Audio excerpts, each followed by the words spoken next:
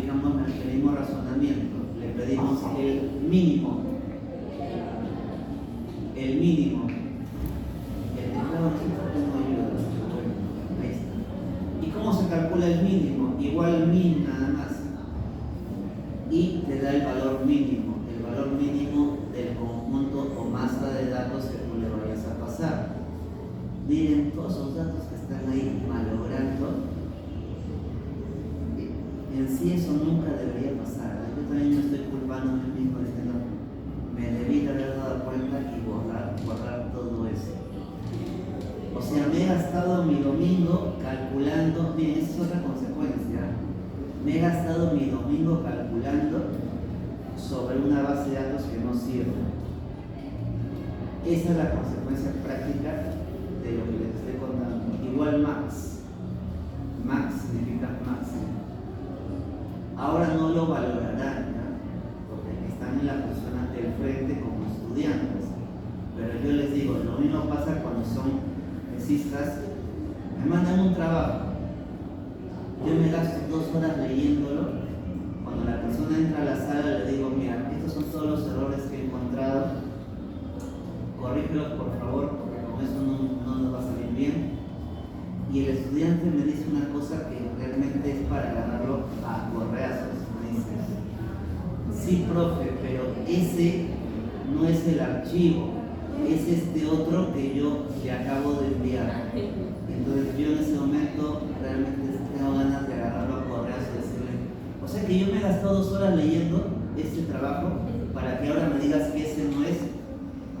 Tú me vas a pagar las 2 horas más esta hora, 3 horas de diferencia, ¿me vas a pagar? No, entonces la otra semana lo voy a revisar, gracias, ¿ya? Y cuando eso pasa, ¿qué creen que hace el alumno? Agarra y se queja, dice, no me revisó mi trabajo, yo qué cosa tengo que hacer, es decir, yo sí le he revisado. Otra cosa es que el alumno sea tan negligente que me ha mandado una cosa que no es. ¿Cómo se calcula el rango? Ya que el rango no te sale con fórmula, el rango simplemente es una resta. Restas el máximo menos el mínimo.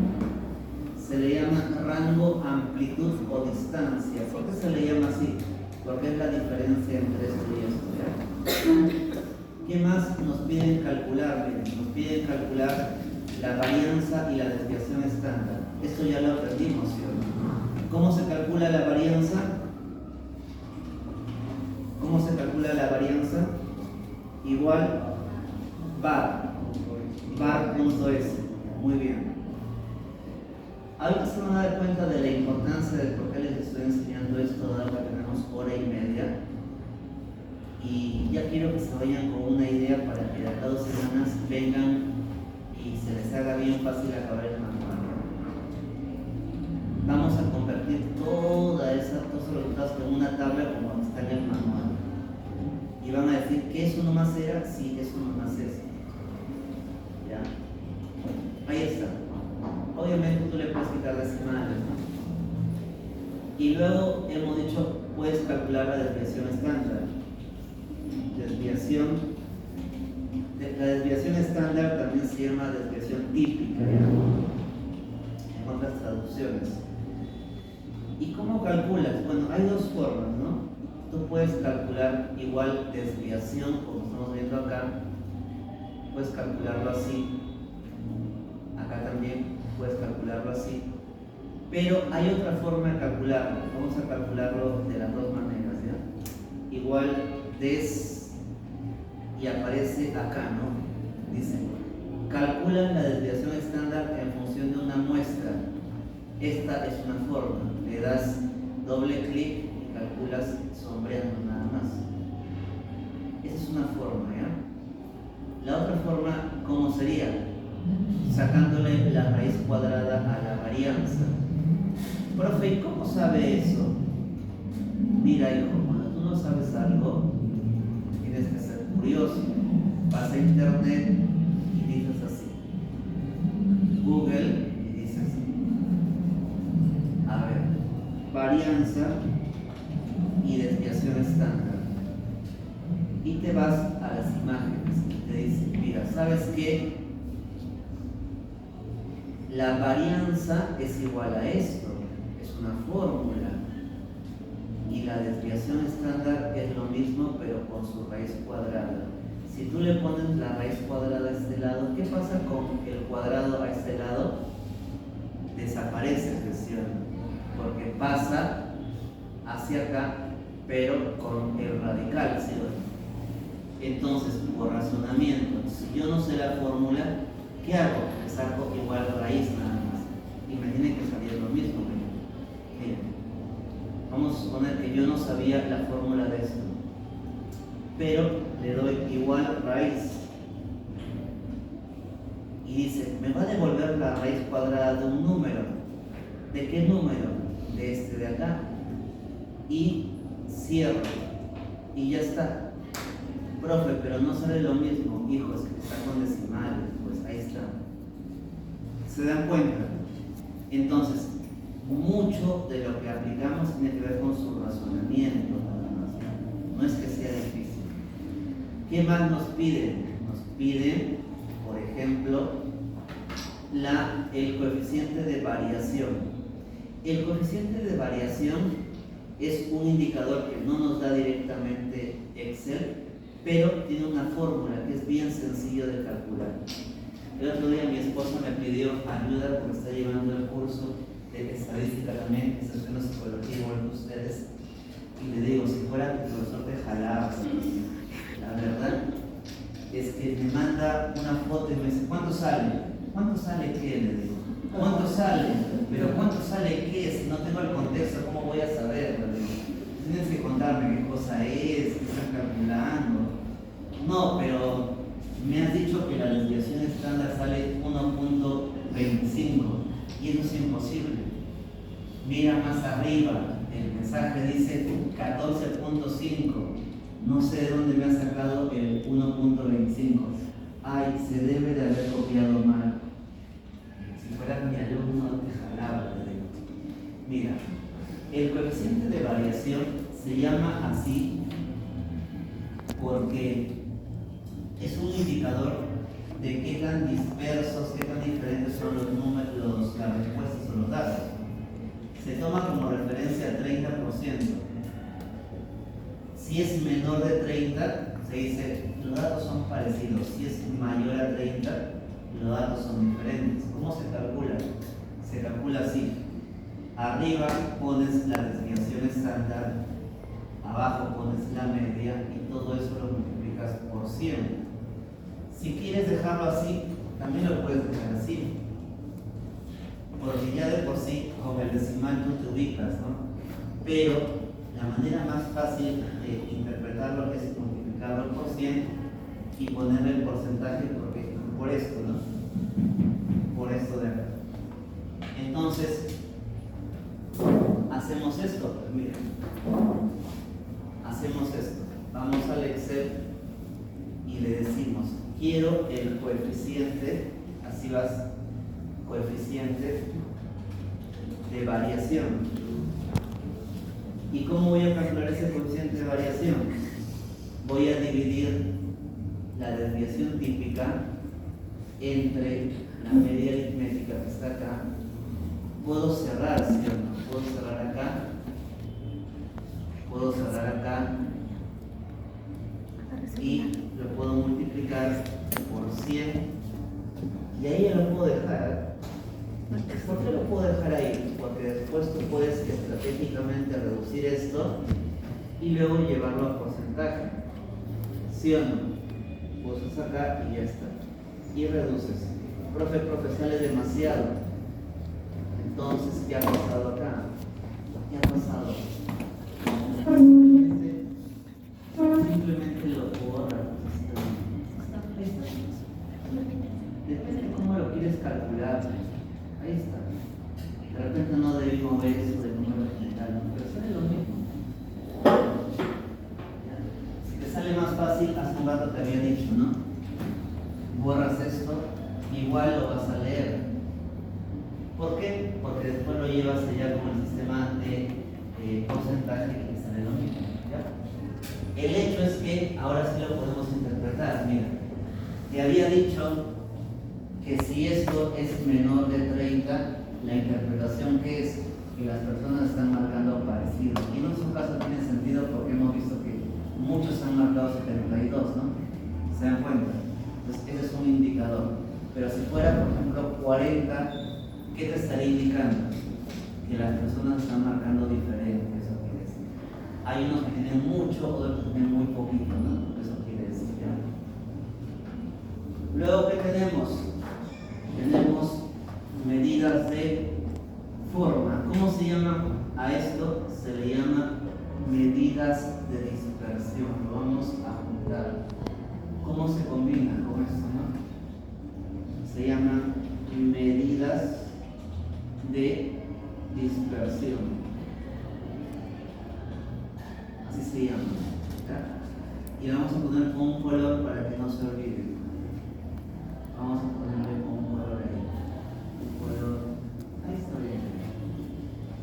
¿Y ahora qué viene? Vienen las medidas de forma. ¿Qué significan medidas de forma? Las medidas de forma nos indican lo que vamos a ver a continuación. Por si acaso, parece fácil, pero en este punto, por favor, pongan la atención porque la mayoría de los estudiantes se rayan. Ya te voy a explicar de 3 formas diferentes.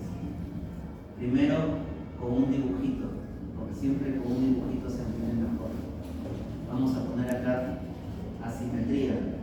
Y por si acaso existen diferentes tipos de asimetría. Solamente vamos a ver la asimetría univariada. Aquí está la asimetría, ¿ya? Vamos a explicar con dibujitos. ¿Sabes qué dibujito sería mejor? Esta de acá parece que está mejor, ¿ya? Vamos a llevarlo a un paint. Se llama medida de forma porque nos da una idea de si los datos se están inclinando a un lado u otro. ¿Respecto de qué? Porque sale chiquito, ¿no? Entonces, este no sirve. Este no nos va a ayudar. Lo voy a borrar y voy a jalar el completo, ¿ya? ¿Completo de dónde? De acá adentro. Acá sí debe salir grande. Ahora sí. Ya, ahora sí. Y quiero que capten la idea, ¿ya? Lo voy a decir oralmente primero acá al frente y después con el lapicito. Miren, habíamos dicho que ordenamos los números en una recta numérica del mínimo al máximo, ¿saben? En el ejemplo habíamos dicho que el mínimo era 12 y el máximo era 72. Cuando calculamos la media estaba más o menos por acá, en 55, 56. Y yo les había dicho una cosa, pero lo voy a poner con un color para que se den cuenta. Miren, ¿dónde es más grande el espacio? ¿Aquí o aquí? ¿Dónde es más grande el espacio? ¿Dónde hay más espacio? ¿Aquí o aquí? Aquí sí. Si tuvieran que representar gráficamente, ¿a cuál caso se parece más? ¿Al primero, el segundo o el tercero? Simetría negativa. ¿Cuál caso sería entonces? ¿A cuál caso sería? ¿Sería al primero, al segundo o al tercero? ¿Al primero, segundo o tercero? ¿Cuál sería? No se vayan a confundir, ¿ya? Vamos a prender la luz. Miren, la asimetría y después vamos a ver la kurtosis siempre toman como referencia la media. La media. Y lo que nos va a indicar es hacia dónde se están yendo los datos respecto de la media. Aquí hay más personas o aquí hay más personas. ¿Dónde hay más personas? Hay más personas que tienen por encima de ese puntaje de salud. Están aglutinando acá. Eso es lo que nos está diciendo. Entonces, ¿qué va a pasar?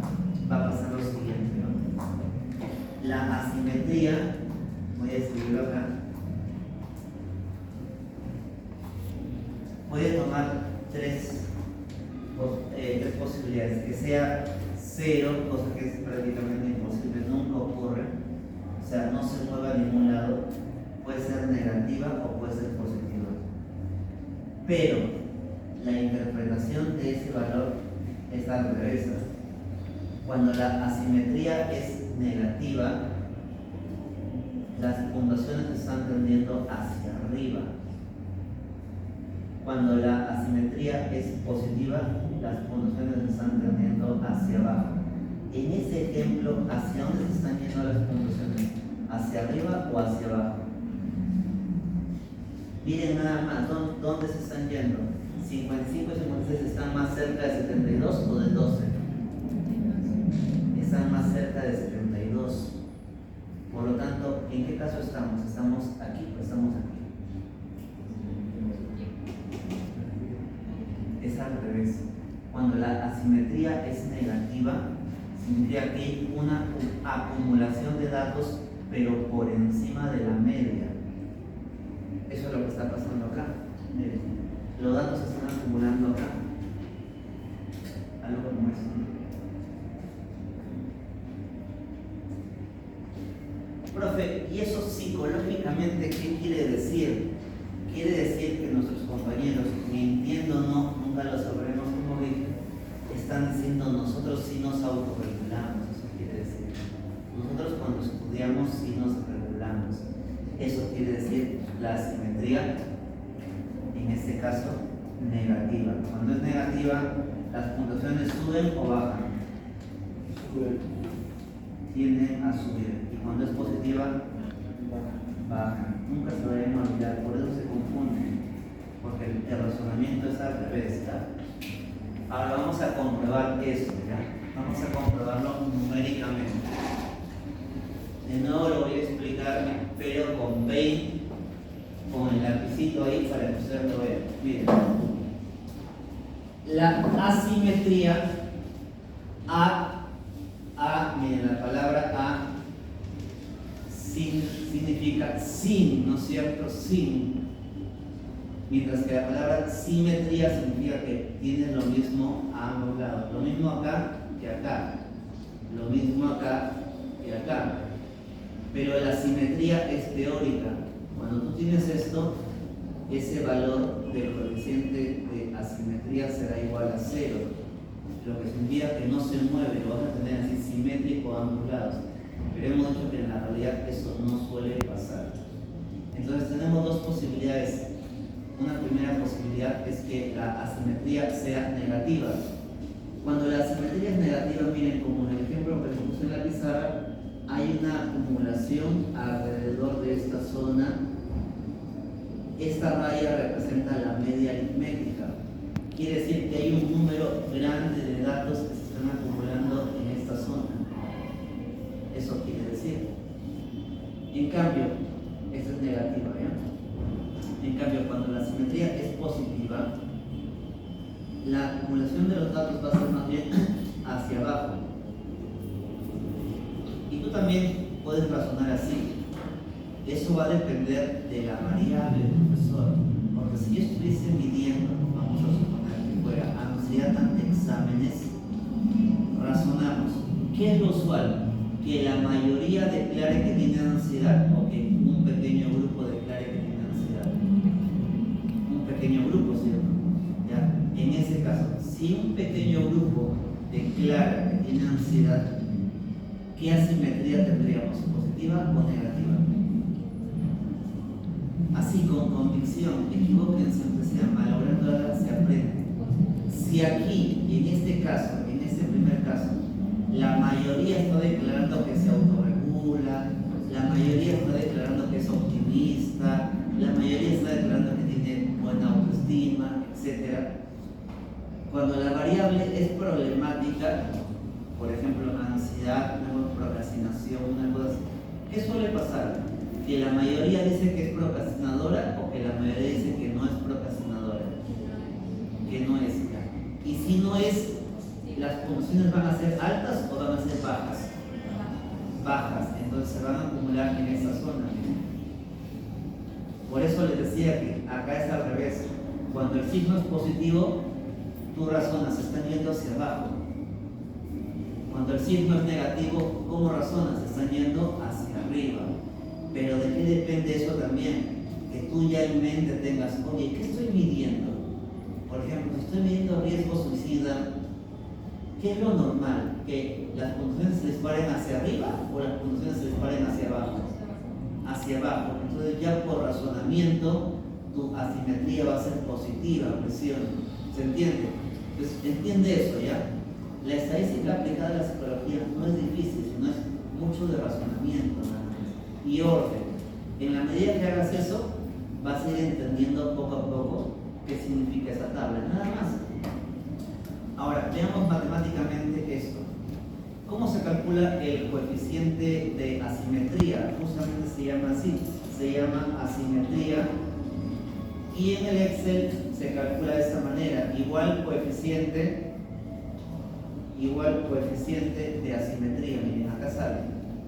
Y te dice, interesante leer siempre los programas porque te da un término bien interesante de leer. Dice, devuelve el sesgo de una distribución. ¿Qué significa eso en cristiano? Esta es una distribución. Los datos están distribuidos en una recta numérica que tú puedes analizar horizontalmente o verticalmente. Y teóricamente, si fuera simétrico, tendrías una cosa así, ¿sí o no? Es lo que estábamos viendo hace un rato, ¿sí o no? Pero sesgo significa que se está yendo para un lado o se está yendo para el otro lado. Eso quiere decir, sesgo es lo contrario de simetría. En estadística, sesgo significa que los datos están yendo hacia un lado. Eso quiere decir. En psicología, sesgo significa otra cosa. En psicología, sesgo significa que solo ves un lado, pero no ves hacia el otro. Eso significa sesgo. ¿Se entiende la idea? Por eso el término siempre adquiere significado en un contexto. En derecho, sesgo también tiene su significado, ¿no? Por ejemplo, cuando uno dice, ¿no? La opinión del fiscal está sesgada porque tiene una opinión política. Está diciendo, no es objetivo porque ya está opinando políticamente, lo está diciendo. Aquí, mira, por eso es interesante que tú leas siempre las notas. Te devuelve el sesgo. Entonces vamos a pedir dándole clic nada más. Y mira, estamos terminando el curso, ¿eh? Por eso yo les decía, lo más tranca del curso es armar el marco teórico, porque el resto sale rápido. Ya estamos terminando y todavía nos queda una semana o dos incluso. Sino que ustedes tienen que venir con una apertura mental, ¿no? Decir, sí voy a hacer la tarea, sí voy a cumplir. Hay como 10 que se han inhabilitado, ¿no? Porque dicen, oh, qué difícil. No es difícil, si no tienes que organizarte nomás. Mira, pregunta, ¿cómo nos salió el coeficiente? ¿Positivo o negativo? ¿Cómo habíamos predicho que nos iba a salir? ¿Positivo o negativo? Así nos iba a salir. Mírenlo gráficamente otra vez, ¿ya? Mírenlo gráficamente. Pregunta, ¿estamos en este caso sí o no? Sí. Sí. Y mírenlo ahora numéricamente. ¿Es negativo sí o no? Sí. Ahora, ¿de qué depende que sea más o menos negativo? Eso también es importante, no solamente el signo, ¿ya? Sino el valor absoluto de la asimetría. Hay autores que nos van a decir 1.5 como máximo para que no se deforme tanto la campana. Hay otros autores que nos van a decir 2. Esos son los números que más vamos a encontrar en la literatura, pero ¿de qué depende? Vuelvo a decir, depende de lo que estés midiendo.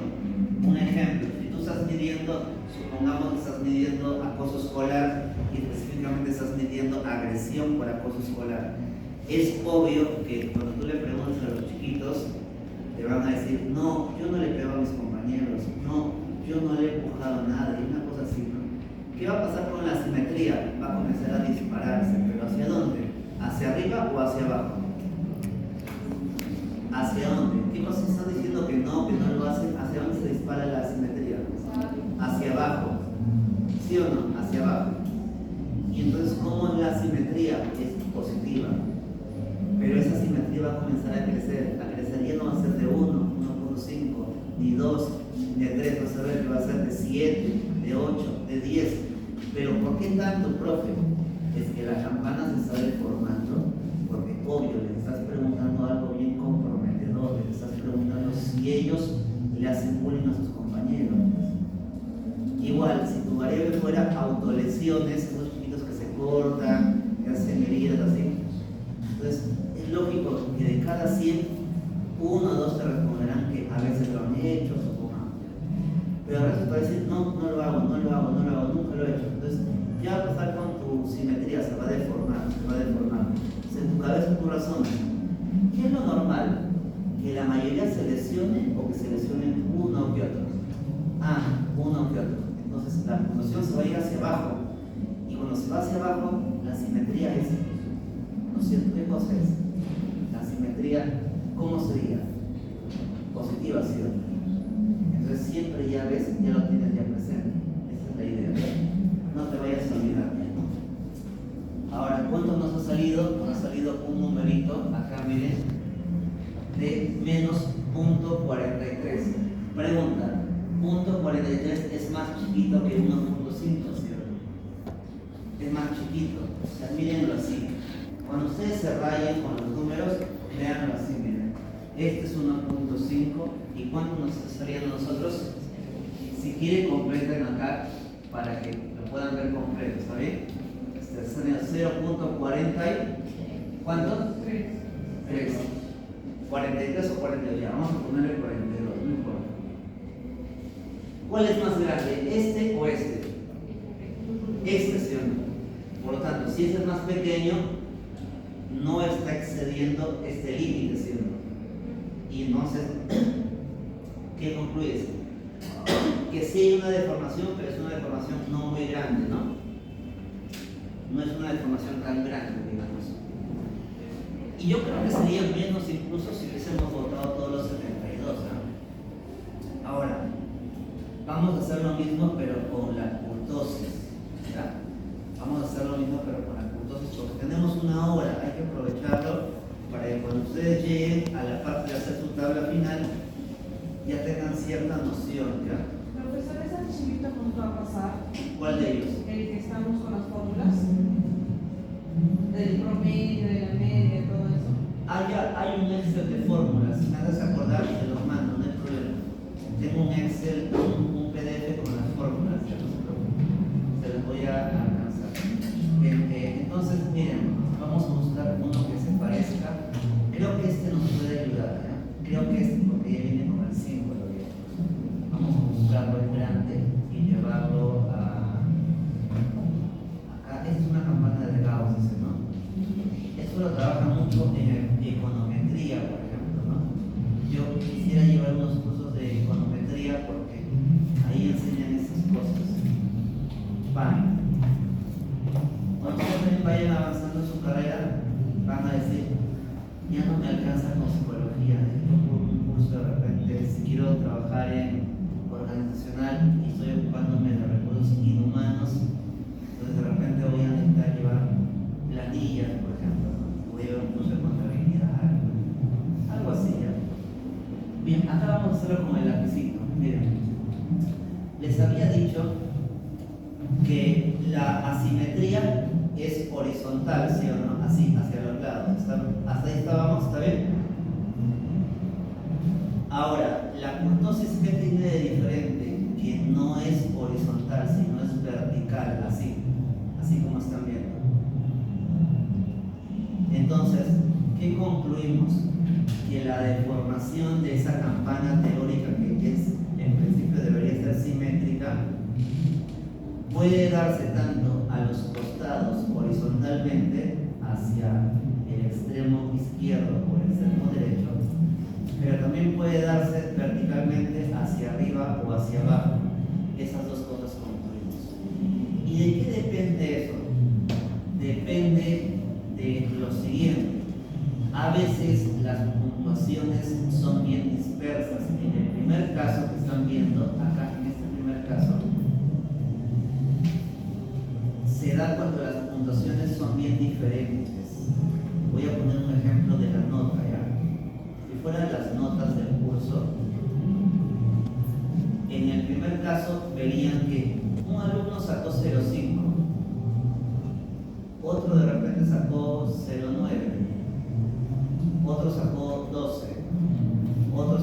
15, otro sacó 17 y otro sacó 20. Entonces tú ves, claro, son diferentes las notas. Ya, ese es este caso de acá. Cuando las conclusiones son diferentes, son dispersas, tienes una kurtosis que en este caso sería negativa. Si la kurtosis es negativa, entonces tú razonas, claro, ha pasado que las puntuaciones que me están dando son muy diferentes entre sí. ¿Con qué lo puedes complementar esa interpretación?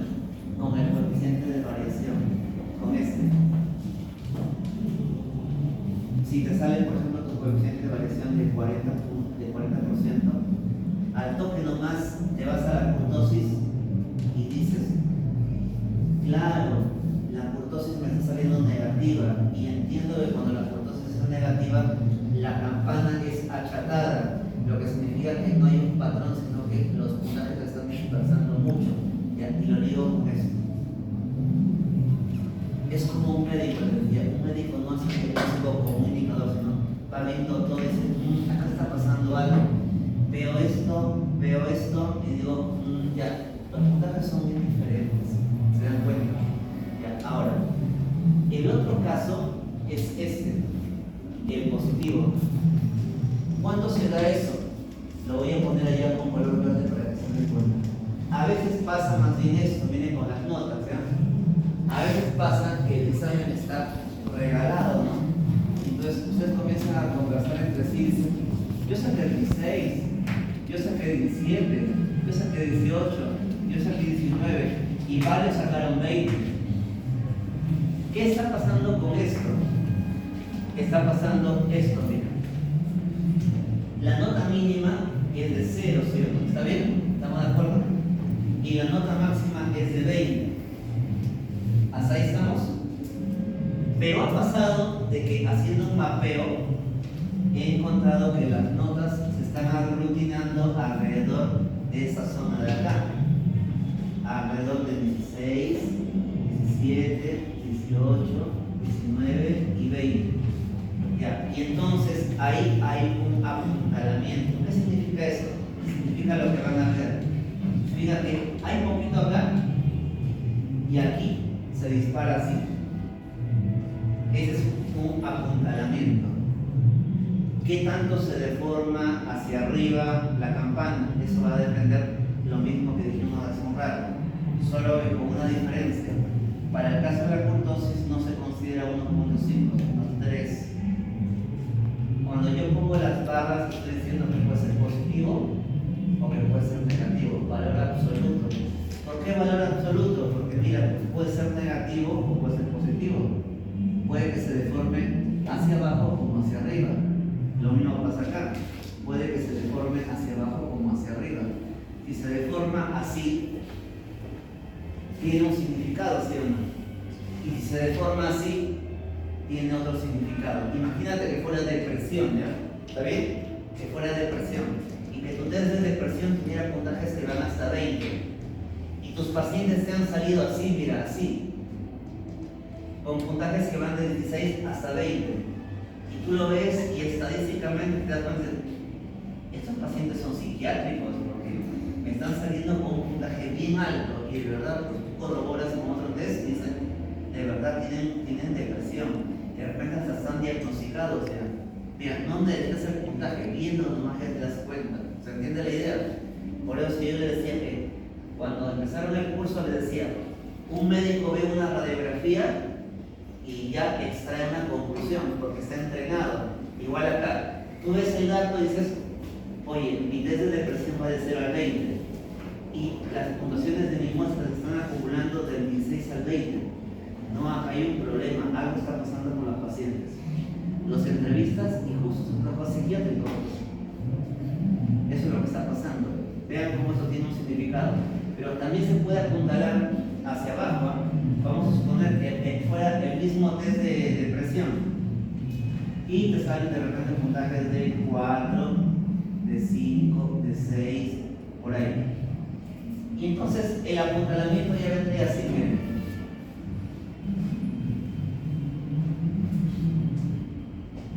Entonces tú lo ves, oye, el puntaje se está yendo hacia abajo, hay un apuntalamiento en la zona inferior, lo que significa que la mayoría de la muestra no presenta depresión. Lo que no quiere decir que uno que otro sí presente, pero la mayoría no está presentando. ¿Se entiende la idea? ¿Se entiende o no se entiende la idea? Entonces, estos indicadores son importantes que ustedes los manejen, porque es como les repito otra vez, el que sabe leer estos datos, con la tabla ya se hace una idea. El que no sabe leer los datos, la verdad es que después va a terminar diciendo, la estadística no sirve. La estadística no sirve, ¿no? Yo digo, la estadística sí sirve, hijo, sino que uno se inventa discursos en su cabeza para justificarse lo que no ha aprendido. Por ejemplo, siempre escucho decir a mis colegas que no manejan estas cosas, ¿de qué me ha servido el teorema de Pitágoras hasta ahora, ¿no? Bueno, hijo, si no sirviera, no se hubiese transmitido casi 3.000 años de generación en generación. Para algo ha servido, ¿sí? Por ejemplo, para medir la altura de las pirámides, ¿sí? ¿Sí o no? ¿Saben para qué usaban el teorema de Pitágoras en la antigüedad? Para dividir el terreno cultivable, por ejemplo. Para algo se ha usado, por eso se ha creado. Lo que pasa es que como nosotros no lo entendemos, para no sentirnos mal, para no dañar nuestra autoestima, ¿qué decimos? No sirve. Y por eso hay un meme en el Facebook, lo pueden buscar, que dice, las matemáticas sí sirven, el inútil eres tú. Porque si no sirvieran, repito, no se hubiese creado. Pues revisa un poco de historia, el teorema de Pitágoras se usó inicialmente, por ejemplo, para calcular el terreno cultivable. Otro dato más, si revisan ustedes historia antigua se van a dar cuenta de que, por ejemplo, usaban el teorema de Pitágoras para saber cuando se aproximaba un barco enemigo, calculaban la distancia desde la cual tenían que disparar una catapulta. ¿Para qué? Para darle exactamente antes de que se acerque a la costa. Y le daban. ¿Y cómo sabían eso? Calculando pues la altura por la base, etc. Si no sirviera, no se hubiese inventado. Sino que nosotros psicológicamente no estamos hechos para aceptar que tenemos problemas, porque eso daña nuestra autoestima. Pero estoy mostrando que si aprenden a leer, va a ser sencillo. Ahora, ¿cómo calculan esto? Miren, de nuevo, ¿cómo lo calculamos, muchachos? Nos quedan 40 minutos, 50 minutos, así que estamos en el tiempo. Kurtosis, nada más ponen acá, y ahora, ¿qué le dan? Igual kurtosis. Kurtosis. Si no entiendes algo, no tienes por qué desesperar, solamente repite, es cuestión de práctica. Mientras más practique, lo voy a dominar y ya está. Y al final hasta puede que te guste hacerlo, porque es como un juego, nada más. ¿Ya? Te puedes examinar los videos y lo vas a poder hacer. ¿Cómo ha salido la kurtosis? ¿Positiva o negativa? ¿Cómo ha salido? Positiva. ¿En qué caso nos encontraríamos? ¿En cuál de estos tres casos nos encontraríamos? ¿En el primer caso, en el segundo o en el tercero? En el tercero. Pero, como es bien chiquito, hay una acumulación, pero no es tan pronunciada, ¿sí? No sé lo que está diciendo. O sea, hay un grupo de personas que está diciendo que se autorregulan mucho, pero eso ya lo hemos visto porque al ojo habían varios que marcaron 72, 72, ¿sí? ¿Se dan cuenta? O sea, la matemática está corroborando lo que ya hemos visto, ¿eh? Esos 72 nos están valorando los cálculos. No debería pasar, pero terminamos con este punto de acá. Profe, ¿por qué nos ha metido todo ese florazo? Porque tenemos que llegar a esto. Esta es la parte final del manual y casi hemos acabado. Cuando tú terminas, tienes que generar tus percentiles. ¿Y cómo calculas el percentil? Es bien fácil, ¿ya? A esto que está acá le vamos a pintar de color, le vamos a llamar medida de forma. ¿Por qué le llamamos medida de forma? Porque ya te habrás dado cuenta que nos da una idea de qué forma tiene la campana. Por eso se llaman medidas de forma. Y lo que está acá, lo que vamos a sacar acá a continuación, se llaman medidas de posición. ¿Por qué se llaman medidas de posición? Porque nos da una idea de dónde se ubica la persona de acuerdo a su puntaje. Por eso se llama medida de posición. ¿Y cuáles son estas medidas de posición? Podemos sacar varios. Vamos a trabajar con el percentil 25, vamos a trabajar con el percentil 50 y vamos a trabajar con el percentil 75 para que ustedes lo entiendan. Y es sencillísimo, lo voy a agrandar para que ustedes vean y digan que eso nomás era, sí, hijo, eso nomás era. Tú digitas igual percentil y ya te sale, mira. ¿Y cuál vamos a usar? Percentil INC. ¿Qué significa percentil? Significa lo siguiente.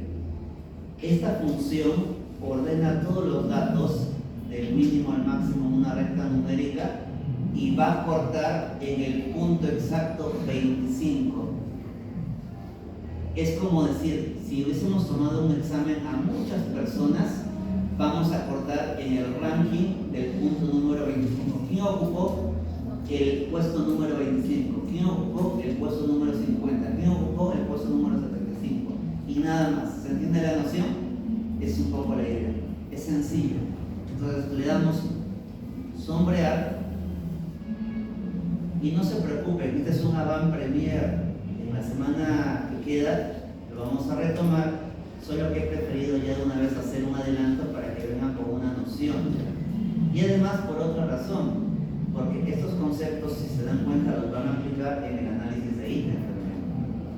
Mira, me está diciendo, ha indicado muy pocos argumentos para esta función. Qué raro. Falta el punto y coma. Falta el punto y coma. Ajá. Interesante. ¿Ya ven? El mismo Excel te está avisando de que te estás equivocando. Falta el punto y coma. ¿Y qué queremos? El 25, ¿cierto? ¿Cómo sería? 0.25. Interesante, ¿eh? Equivocarse y que te corrija. Mira, ahí está. Ya lo tenemos. Ahora queremos el 50. Hacemos lo mismo. Igual percentil, ¿no es cierto? Percentil. Y sombreamos. Y gracias a ese accidente científico involuntario, sabemos ahora que nunca debemos dejar de poner la coma seguida del valor de K en decimales. Y hay una forma más fácil de sacarlo todavía, que ahorita les voy a enseñar, que es intuitiva. Ahora queremos que el K valga 50, 0.50. Y esa es la forma intuitiva, muchachos, para que nunca se olviden. Como tú ya tienes la fórmula ahí, ¿qué tienes que hacer? Copiar nomás. Pero cambias esta parte de acá. ¿Qué tienes que poner aquí? 0.75. Y ya está. ¿Se notó? Sí. Ya. Ahora, esto que está acá, lo vamos a llevar acá. Y miren, ya estamos terminando el manual ya. Solo que en el ejemplo que hemos usado, hemos hecho para el general. Ustedes tienen que sacarle para sus dimensiones también, ¿se dan cuenta? ¿Está bien? En este momento es como si lo hubiésemos hecho así, miren, así. Lo voy a eliminar acá para que se note, ¿ya? Hemos hecho esto, miren, ¿sí o no?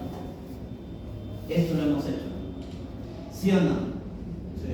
Pero ustedes tienen que sacar también para sus dimensiones. El procedimiento es el mismo, nada más. ¿Estamos de acuerdo?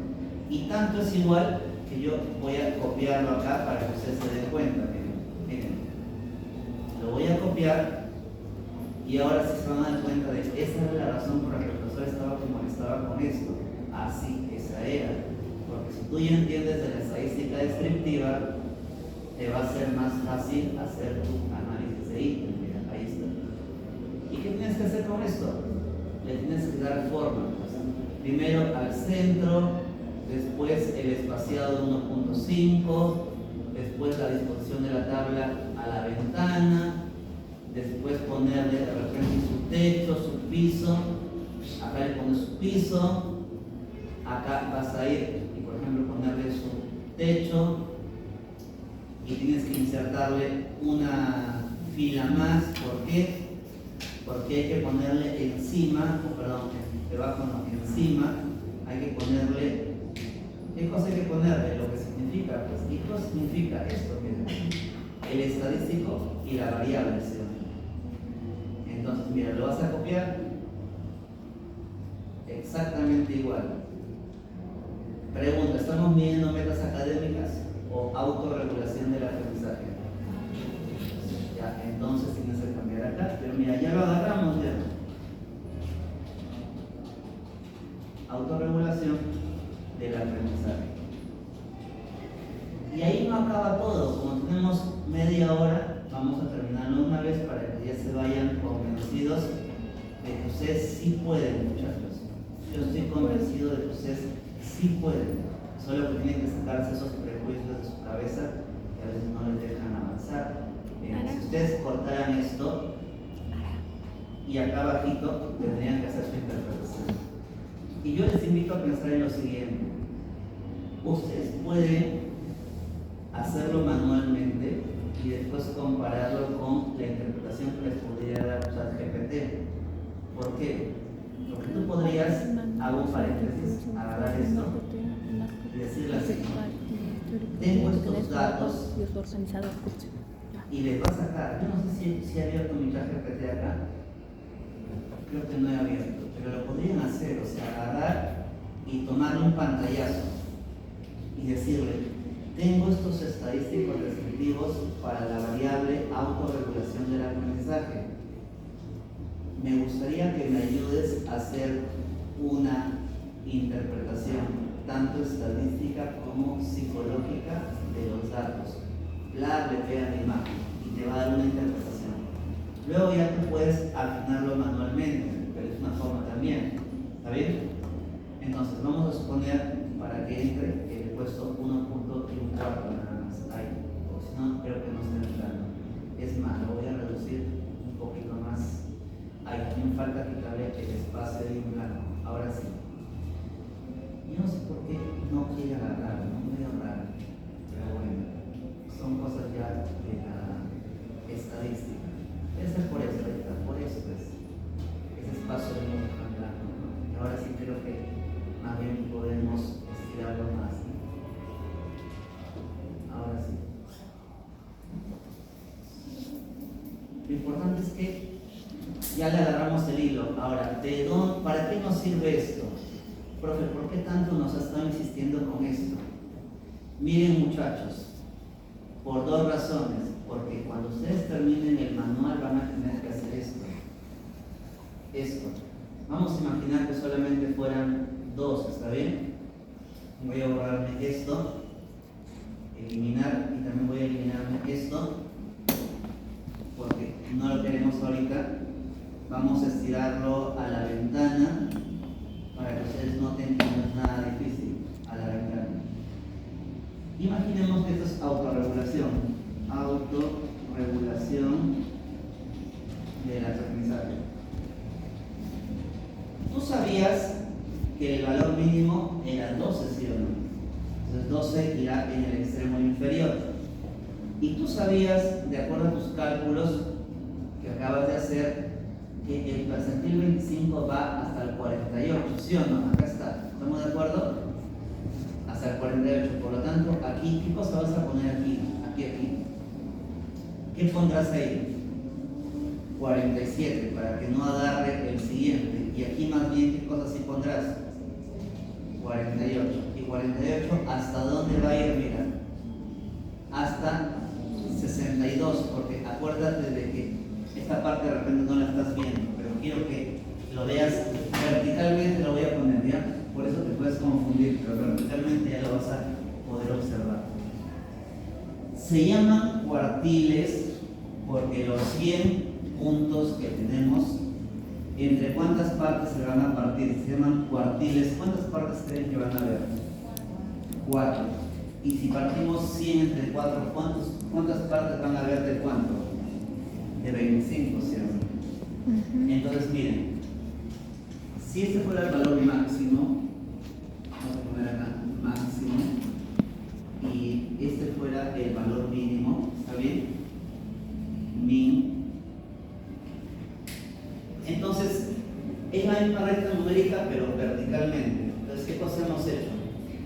Hemos cortado acá el 25, por aquí estará el PC 25, por aquí estará el PC 75, ¿sí o no? Lo voy a poner con color azul para que se den cuenta. A este se le llama cuartil 4, a este se le llama cuartil 1. Pregunta, si son 4 y tenemos 1 y 2, ¿cuántos faltan? 2, porque son 4, ¿sí o no? Esos 2 siempre van a ser más y están acá. Solo que lo vamos a dividir así para que ustedes lo noten. Aquí estaría el 50 esquemáticamente, pero siempre el medio se come más espacio. Nunca se vayan a olvidar de eso. Siempre el medio tiene más. Profe, ¿por qué el medio tiene más?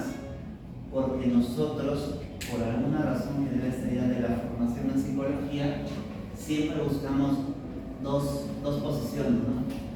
O los que tienen poco o los que tienen mucho, ¿sí o no? ¿Se han dado cuenta de eso?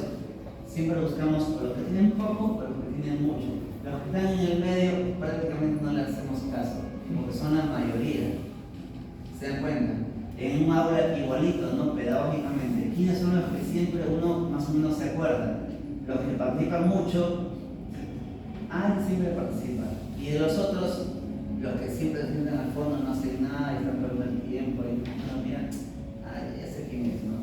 Y el resto pasa desapercibido, ¿se dan cuenta? Es más o menos la misma lógica, ¿ya? Entonces, son 4, por lo tanto, como son 4, en el centro siempre vas a tener mayor puntaje. ¿Hasta dónde te vas a disparar? Hasta 1 antes de esto, o sea, 62. Entonces, cuando tú haces tu tablita, acá tendrás 62. ¿Y aquí qué cosa tendrás? Un número más, 63. ¿Y hasta dónde podemos llegar? Según nuestra recta numérica, ¿hasta dónde llegamos? ¿Cuál es el puntaje máximo para esa escala de autorregulación? 72. Ahora, mira, ya tenemos nuestra tablita, prácticamente hemos acabado el curso. Imaginemos que le tomamos la prueba de autorregulación a Pepito, al examen. Pasó 10 minutos, Pepito nos entregó la prueba. Y decimos, Pepito obtuvo 68 puntos. 68, ¿dónde está? Acá. Cuantitativamente, eso me está indicando que tiene un alto nivel de autorregulación del aprendizaje, ¿sí o no? Eso es cuantitativamente. Ahora, cualitativamente, no sé todavía. ¿Por qué? Porque para que yo haga la interpretación cualitativa tengo que conocer la variable, ¿cierto? ¿Qué significa autorregulación del aprendizaje? Bueno, significa que cuando él va a hacer su tarea, antes de hacer su tarea planifica cómo va a hacer la tarea. Cuando está haciendo la tarea, se hace preguntas. ¿Lo estaré haciendo bien? ¿Esto es lo que habrá pedido el profesor? ¿Estoy cumpliendo con la rúbrica? Etcétera. Y cuando termina de hacer la tarea, se cuestiona y lo revisa por última vez antes de subirlo. Ese es un alumno que se autorregula. En cambio, un alumno que no se autorregula, entrega lo que sea y dice, bueno, vamos a ver por qué sacamos, ¿no? ¿Se dan cuenta? Esa es la interpretación ya cualitativa. Otro ejemplo, le tomamos el test a María y María obtiene 30 puntos. ¿Dónde está 30? ¿Dónde estaría 30? Bajo, ¿no es cierto? ¿Y qué significaría bajo cualitativamente? Que hace todo lo contrario a lo que acabamos de decir, o sea, no lo hace. Simplemente empieza a hacer la tarea, hace al toque el borrador y lo sube. Y después el profe le pone, supongamos, 0,5 y dice, profe, ¿por qué me puso 0,5? Y todavía esa parte molesta más, ¿no? Profe, ¿por qué me puso 0,5? Si yo lo he hecho como usted ha indicado en clase. En ese momento dan se agarra y sacar la correa, ¿no? Y decirle, porque esa última parte siempre la ponen a propósito por molestar. Siempre, lo que es peor todavía. He levantado las observaciones que usted me dio, lo he corregido según sus indicaciones y uno le dice, ¿y en qué rato le dije que tenía que poner esto de acá que no sirve? ¿En qué momento? Pero ¿por qué ponen esta última parte? Según sus indicaciones, es para lavarse las manos. O sea, a propósito, eso en el correo lo ponen para que cuando uno lo jale, ¿qué cosa van a decir? Yo jalé porque usted no me revisó, pero en realidad no lo revisé. ¿Sabes cómo te lavas después las manos? Con los videos. Ese es el detalle. Como tienes el video, con eso rebota, ¿no? Responde. En el video se puede ver claramente que le dije que lo ponga así, pero el alumno no hizo caso. ¿Se dan cuenta? No deberíamos llegar a eso, ¿eh? Pero ocurre bastante. Ocurre un montón. Hace 2 semanas una alumna se quejó en otra universidad de que dice que no subió su trabajo porque yo no le dije que lo subiera. Así me dijo, o sea, te ponen fechas, ¿ya? Tienes que subir tu trabajo de tal fecha a tal fecha. Y como no lo subió, le sacaron la presentación de tesis, no le consideraron. Y me dijo, profesor, he entrado y he visto que me han sacado de la sustentación. Y yo le dije, bueno hija, los jurados son independientes, si te han puesto una observación, yo no puedo interferir con ello. Y molesta me dijo, entonces buscaré ayuda por otros medios. Ahí comenzó a escribir a todo el mundo, a la directora de la escuela, a mis colegas, etc. A las 2 horas recibí un correo que decía, sobre el caso de la alumna tal, espero su descargo. Y yo dije, qué jodido estar haciendo un descargo por una alumna que todo el semestre ha parado vagando, ya, pues no importa. Comencé a juntar todas las evidencias, todas, del WhatsApp, de los correos, los mensajes, todo. Y en el WhatsApp del grupo, yo 3 veces les dije, los siguientes alumnos que están en esta lista, y que está el pantallazo ahí del ITS, ya tienen que subir su trabajo. Estaba su nombre ahí. Yo lo bordé con un color y una flechita. Por segunda vez, al día siguiente, los alumnos que están en esta lista ya debieron de haber subido su trabajo. Otra vez. Al tercer día, por favor, estos alumnos ya han debido hace rato subir su trabajo. Ahí estaba, con los correos y todo. Lo mandé así, papá, y todavía se quejaba. ¿Saben lo que decía? Decía, el profesor nunca me ha enseñado cómo se sube el trabajo, solo se ha limitado a enviarme un instructivo en PDF. Y yo digo, o sea, ¿qué yo tengo que hacer? Sentarme en la computadora y decirle, mira hija, dale clic acá, dale clic acá, dale clic. ¿Y dónde se termina de suicidar ella misma? En la oración final pone, eso me afecta gravemente porque ya es la segunda vez que llevo el curso. Con eso nomás se termina de suicidar, porque yo en el comentario puse, no puede argumentar desconocimiento porque ella misma reconoce en el correo que es la segunda vez que lleva el curso, por lo tanto conoce el procedimiento. Y con eso, la botamos del curso y así. No sustentó, jaló el curso.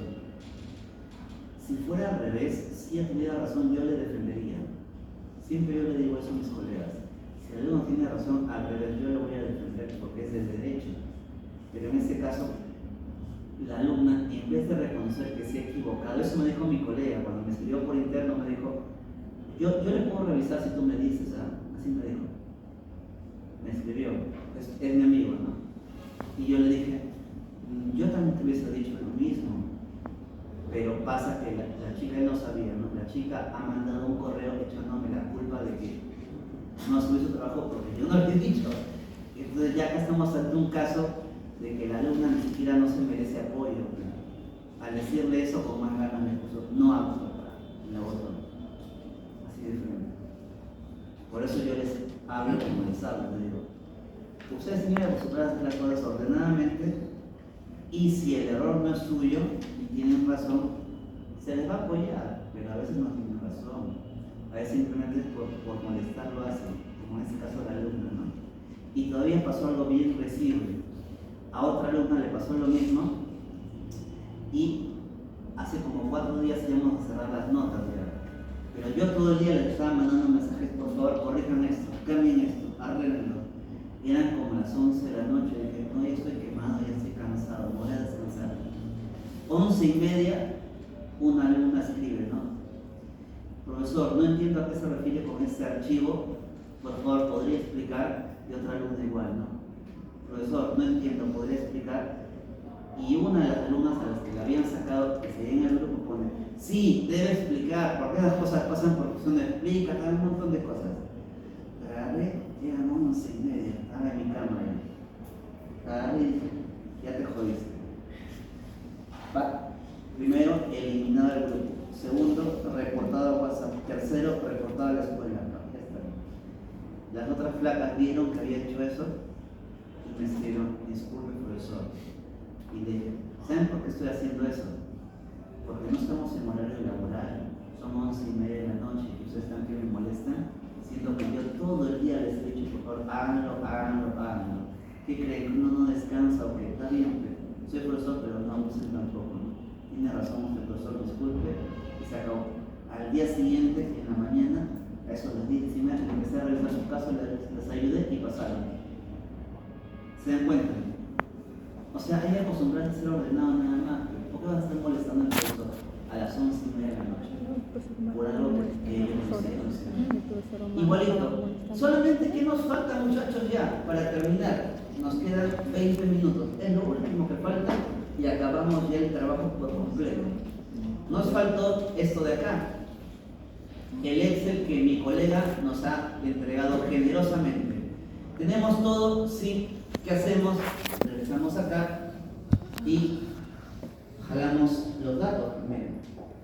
¿Qué datos jalamos, profe? Primer dato que te están pidiendo, la media. ¿Dónde está la media? Acá, mira. Va a salir el toque, ¿eh? Primer dato, la media. Agarras, pegas el gasto. Ahí está. Segundo dato que te están pidiendo la desviación estándar y la varianza. ¿Dónde está eso? Acá está la varianza, mira. Copias. ¿Ves? No tienes por qué preocuparte, simplemente es copiar y reemplazar. Acá está la varianza. ¿Qué más te están pidiendo? Te están pidiendo la desviación estándar. ¿Dónde está? Está acá. ¿Qué más te están pidiendo? Mira, esta es la desviación estándar, ¿no? ¿Qué más te están pidiendo? El coeficiente de fiabilidad, o sea, la consistencia interna. ¿Cuánto nos salió? Le apuntamos ahí, 0.93 creo que era, ¿sí o no? 0.93. ¿Y qué nos faltaría? Que coloquen la puntuación directa para el percentil 25. ¿Y cuánto es la puntuación directa para el percentil 25? Acá está, mira. Acá está. ¿Cuánto es? 48. Entonces, ¿qué haces? Pegas o digitas 48 acá, mira, acá, 48. Y mira, ya cambió. ¿Qué te está diciendo? Que ese resultado, que cuando tú le dices a esa persona, tú tienes un nivel bajo de autorregulación, es confiable al 95%. Mira, acá está. Ahora vamos por el otro. Vamos por este de acá. El 50, ¿cuánto sale? 56. Entonces agarras y digitas aquí 56. ¿Y cuánto sale? 93. Y último, el 75. Mira. Ya terminamos, 63 puntos. Ahora, profe, ¿y eso para qué sirve? Sirve para lo que te voy a mostrar ahorita. Sirve para esto. En tu tablita de baremos, en tu tablita de percentiles, agregas una columna. Ya depende de ti, ¿quieres agregarlo acá o quieres agregarlo acá? Por ejemplo, en un artículo que yo publiqué con una alumna, lo pusimos así, miren. Escala de timidez, ahí está. Y van a ver ustedes que sale bonito, ¿ya? Está en Redalic. Aquí está. Vamos a agrandar. Es exactamente lo que les acabo de enseñar. ¿Ya? Acá está, solo que más grande lo vamos a poner. ¿Ya? Un poquito más grande acá, más grande acá, más grande acá.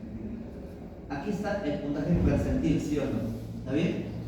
Aquí está el K2, acá está el puntaje directo, acá están los rangos, acá está el nivel. Pregunta, ¿cómo les gustaría que lo pongan? Y es una cuestión de estética, ¿no? Yo podría poner el K2 acá. Es cuestión de estética, nadie te va a reclamar, ¿no? Lo único que tienes que poner es abajo tu nota, ¿no? Una nota aclaratoria, a la derecha. Pones acá K2. Y aquí pones lo que te ha salido en el Excel. ¿Cuánto sale el K2 para el 25? 0.95.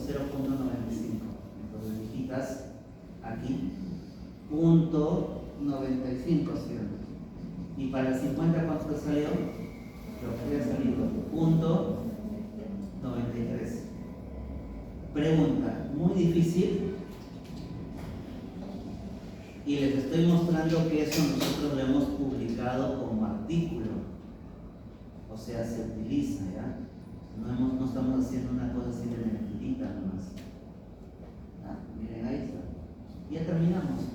Evidentemente, para que tú puedas hacer una interpretación más completa y todo, tendremos que repasar en la última clase. Pero ya se van con una idea de cómo termina el trabajo. ¿Está bien? Ahora, ¿qué le vamos a agregar finalmente al trabajo? Porque siempre cada semestre tiene algo de diferente, ¿ya? Siempre.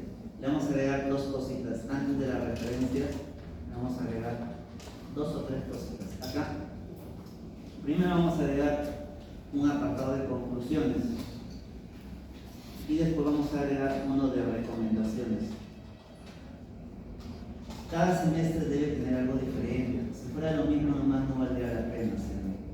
Sería 5, ¿no? 5 con romanos, ¿no? ¿Está bien? 5 con romanos.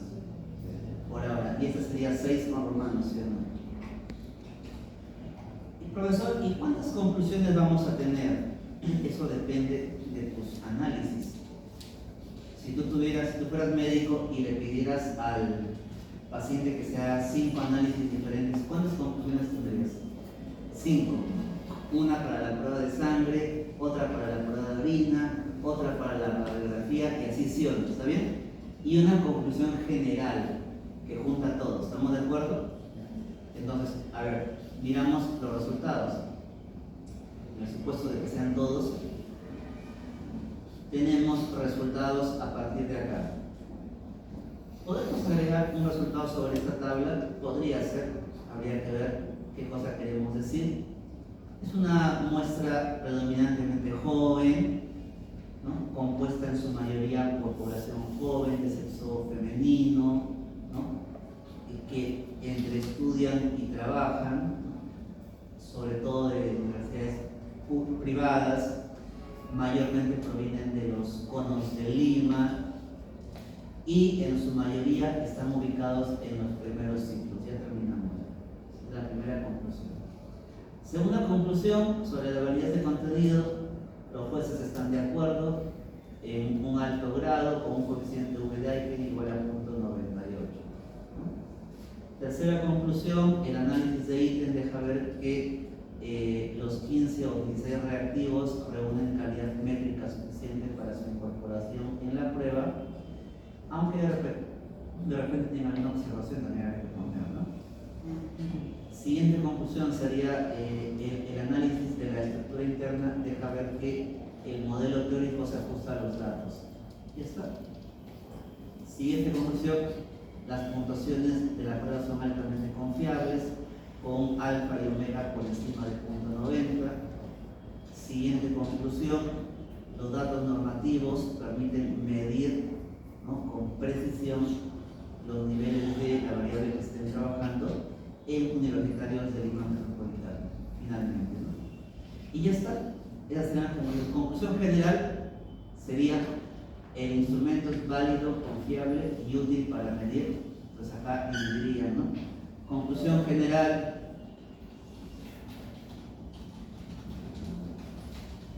Conclusiones especificación. ¿Difícil o se puede hacer? Se puede hacer. Sí, porque si no, no podríamos distinguir, ¿no? De hecho, en las tesis lo ponen con números, pero no hay problema. Como esto ya es suficiente. El siguiente semestre, si seguimos dictando, habrá más mejoras, ¿no es cierto? ¿Por qué Dios seguimos dictando? Porque solo Dios sabe lo que va a pasar, no nos vamos a firmar. Y acá las recomendaciones, quisiera decir, no son recomendaciones como un informe psicológico, recomendaciones para la mejora del paciente, sino son recomendaciones técnicas para que la investigación en otro estudio posterior sea más potente. Un ejemplo, ¿ya? Nosotros solamente hemos trabajado un tipo de confiabilidad, que es la consistencia interna. Pero como vimos en la clase de confiabilidad, hay por lo menos 5 diferentes tipos, ¿cierto? Uno de esos tipos que hemos trabajado bastante era la estabilidad temporal. ¿Se acuerdan que les decía? Yo pongo el objeto en una balanza una vez, 2 veces, 3 veces ya. Eso no hemos trabajado. Entonces tú cuando recomiendas podrías decir, ¿no? Si bien la magnitud de los coeficientes alfa y omega, ¿no?, dejan ver una alta consistencia interna, en futuros estudios sería recomendable también analizar la estabilidad temporal de los datos para ver su consistencia en el tiempo. Cierras. O sea, tienes que acostumbrarte a dar recomendaciones como si fueras un profesional de verdad. O sea, un médico da ese tipo de recomendación, un abogado da así. No te da una recomendación. Me acuerdo cuando era estudiante de psicología y ahora también cuando soy estudiante de derecho, mis colegas recomiendan así, ¿no? Se recomienda consultar con un psicólogo.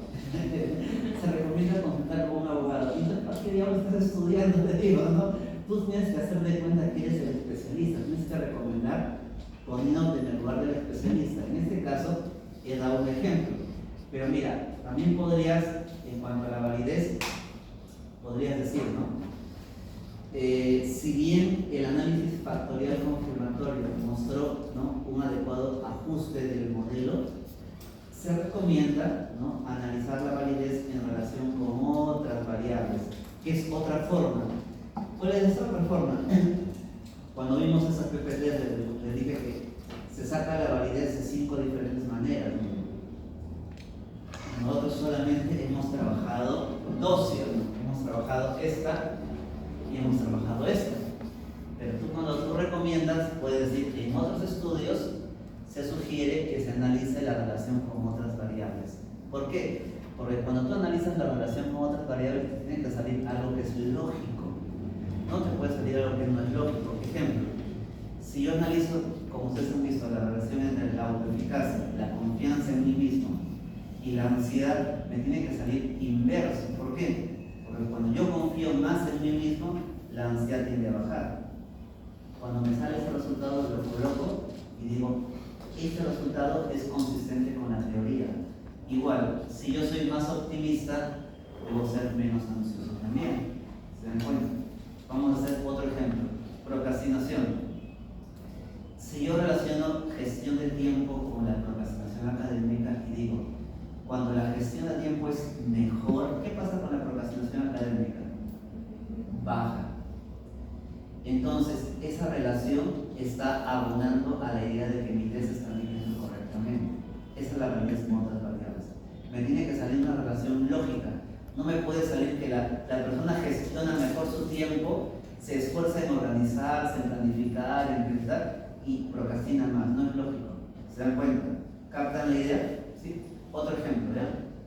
Están trabajando, por ejemplo, algunos, ¿qué le digo? Compromiso académico con metas académicas. Las personas que se comprometen más con sus estudios se ponen metas más altas, ¿cierto? ¿Se dan cuenta? Entonces, cuando yo analizo la relación, me tiene que salir algo lógico, no me puede salir algo ilógico. Les cuento un ejemplo sencillo, real, para que se den cuenta. Una vez una señorita, estuve trabajando, una chica que a mí me caía bien, pero yo siempre he dicho, soy amigo de la verdad, soy amigo de Platón, pero soy más amigo de la verdad. La chica estaba exponiendo y su tema era victimización por acoso escolar e inteligencia emocional. La había redactado al revés, pero esa era la idea. Cuando saca el resultado, es lógico pensar que cuando tienes mayor inteligencia emocional, la victimización por acoso escolar debe ser menor. Es lógico pensar eso. La chica la había sacado positivo y defendía todavía, cuando estaba exponiendo, defendía y seguía. Yo decía, ¿a qué hora se calla? La verdad, ni cuenta se da que está hablando una estupidez, pero seguía.